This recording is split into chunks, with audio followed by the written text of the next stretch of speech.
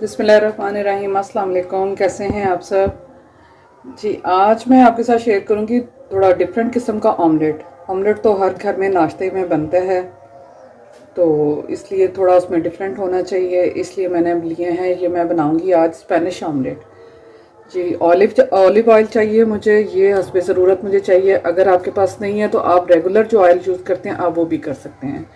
4 से 5 अंडे चाहिए मुझे।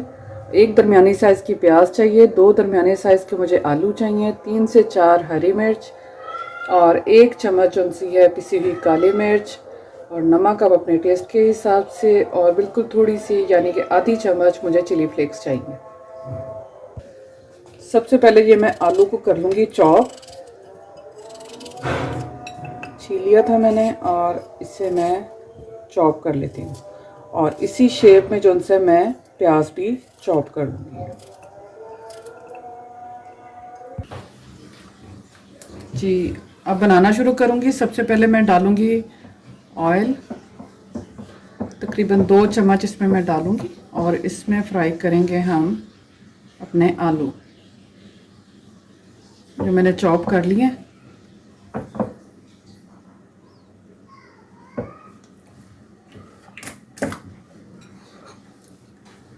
बिस्मिल्लाहिर्रहमानिर्रहीम।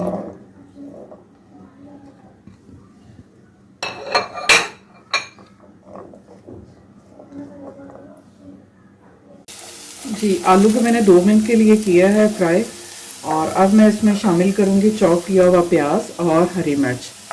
इसे भी मैंने हल्का सा बारीक काट लिया है, और प्याज को भी मैंने चॉप कर लिया है। तो इन सब चीज़ों को अच्छे से मिक्स कर दूँगी।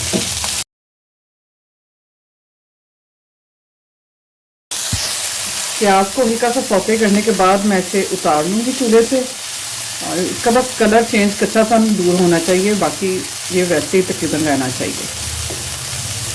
ये चूल्हा कर देंगे बंद, और इसे करती हूँ मैं डिश आउट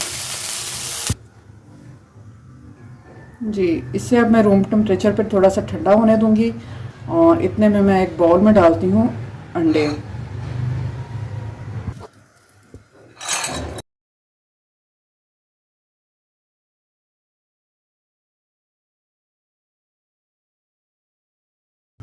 जी, अब मैं अंडों में डालूँगी काली मिर्च 1 चम्मच,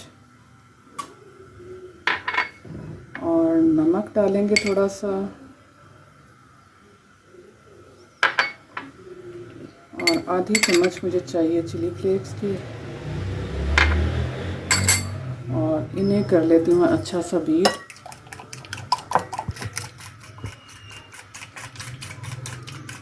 जी, अंडों को मैंने फेंट लिया है, और अब मैं इसमें शामिल करूँगी ये जो मैंने आलू और प्याज और हरी मिर्च, इनको मैंने हल्का सा फ्राई कर लिया था, वो भी मैं इसमें शामिल कर दूँगी, लेकिन ठंडा करने के बाद।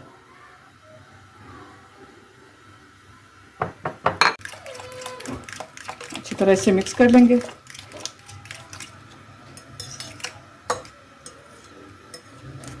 जी, इन सब चीज़ों को अच्छी तरह मिक्स करके अब मैं लूँगी एक फ्राई पैन में डालूँगी थोड़ा सा कुकिंग ऑयल चाहिए मुझे। ये मैंने जैतून का तेल लिया है, अगर आपके पास नहीं है तो आप नॉर्मल भी यूज़ कर सकते हैं। जो हमारा रेगुलर ऑयल है कुकिंग ऑयल, उसमें भी आप बना सकते हैं।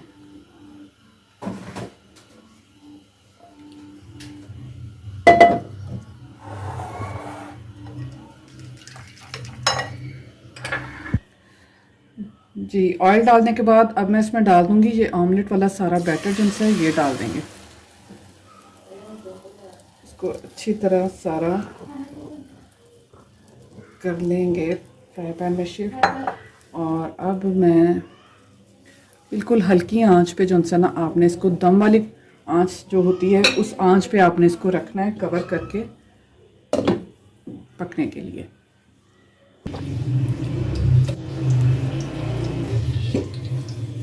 इसे अब चेक कर लेते हैं जी। एक साइड से ये पक चुका है, और मैं अब इसकी साइड चेंज कर देती हूँ जी। इससे जो सा है इसकी साइड चेंज करना जो सा ना, ये भी एक ट्रिक है, तो ये मैं अब आपके सामने बताऊंगी कि कैसे करना है।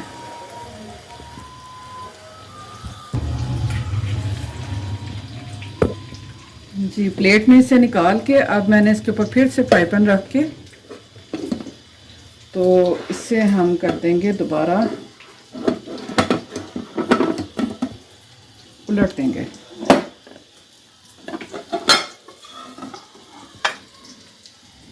ताकि ये जो दूसरी साइड है वो भी अच्छे से पक जाए। इसको दोबारा से कवर कर देंगे। जी साइड चेंज कर दी थी मैंने और अब मैं इसके ऊपर थोड़ा सा स्प्रेड कर देती हूँ। ये चीज़ था मेरे पास तो उससे मैं कह रही थी कि साइड चेंज करने के बाद और ज़्यादा यमी हो जाएगा, मज़े का बनेगा। थोड़ा सा इसको चीज़ भी ऐड कर देते हैं इसमें।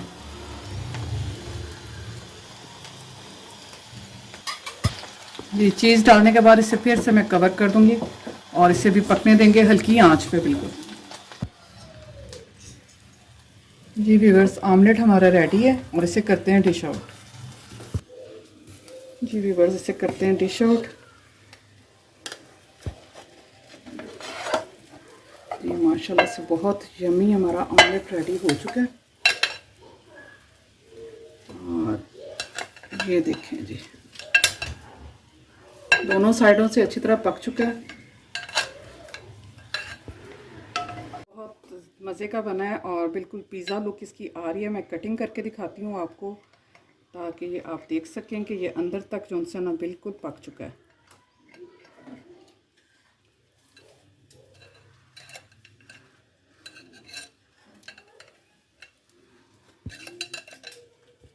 ये देखें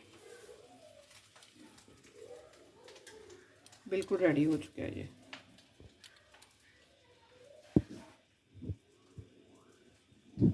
जी व्यूअर्स उम्मीद है हमारी आज की रेसिपी भी आपको अच्छी लगेगी। अपना बहुत सा ख्याल रखें और अपनी फैमिली के साथ उनसे ज़रूर एक्सपेरिमेंट डिफरेंट स्टाइल का रेसिपीज़ के किया करें।